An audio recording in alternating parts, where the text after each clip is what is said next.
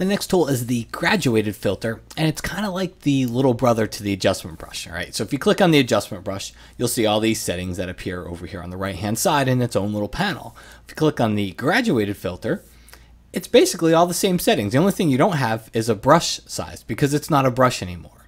So the idea behind the graduated filter is that it simulates using a neutral density graduated neutral density filter that we would use out in the field. So in an example like this, you'd have a filter that kind of went from dark and it kind of gradiated toward clear, and you would put it in front of your camera, in front of your lens when you took this photo to help kind of tame the sky a little bit. Because you want a little bit of a longer exposure for the foreground so you get all the detail in the foreground. The problem is a lot of times we tend to blow out our sky. So the graduated filter lets us help this after the fact, okay? And in fact, I pretty much use this solely. I don't even carry a graduated neutral ND filter with me anymore. I just do it here inside of Camera Raw or Lightroom. All right, so the idea here is let's take our exposure negative, okay? And all you got to do is, it's really very simple. Just click and drag. That's it.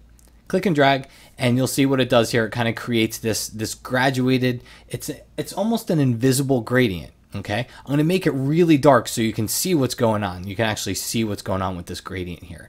But from the point where the gradient, where the top of the photo starts to this point, it's 100%, you know, whatever you're doing over here. It happens to be negative exposure in this example. 100%.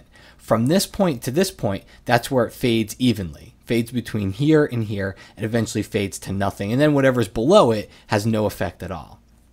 And then once you have it in place here, I'm going to move mine back up. Just put your cursor right in the middle here and you can move it around after the fact. But let's bring it back up here, and I'm not going to go quite so negative on the exposure, but maybe about a stop or so. Take a look at your preview. Before, after. We can turn the overlay off so we don't have to see it anymore. Before, after. And that's really just with one click. Okay. Now, let's go ahead and turn our overlay back on.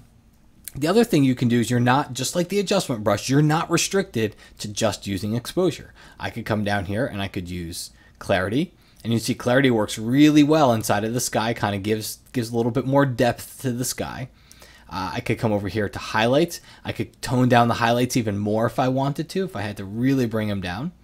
And I can come over, add a little bit more contrast, or temperature and tint. Those are brand new to the adjustment brush and graduated filter in Photoshop CS6 and Camera Raw 7. So now, while I like an overall warm look for the photo, all right, so I don't want to go change the overall white balance because it's going to, if I wanted to cool the photo down a little bit, I'd have to change the overall white balance, but it's going to change it for the whole photo. But maybe I do want to just give a little bit more blue because there's already some blue there. Just bring the temperature to the left a little bit. Just adds a little bit more blue to that sky up here.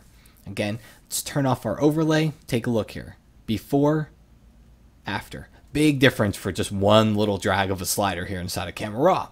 Now, the other thing is don't feel like you just have to use it on sky.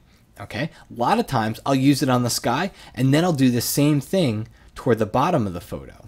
We'll turn our overlay back on here. I'll do the same thing toward the bottom of the photo. All right?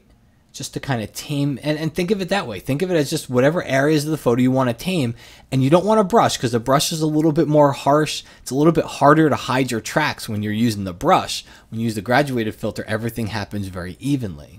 Okay. Now I don't want to make it as dark, so I'll bring the exposure back up, and maybe I want to keep it just a little bit warmer, so I'm not going to move that temperature slider so much. Maybe move the clarity back down a little bit. Keep it softer. It can be softer in the water than it would be here in the sky. Again, take a look. Before, after. Let's turn our overlay off one more time. Before, and then after. Powerful filter here. Definitely suggest you get used to this one.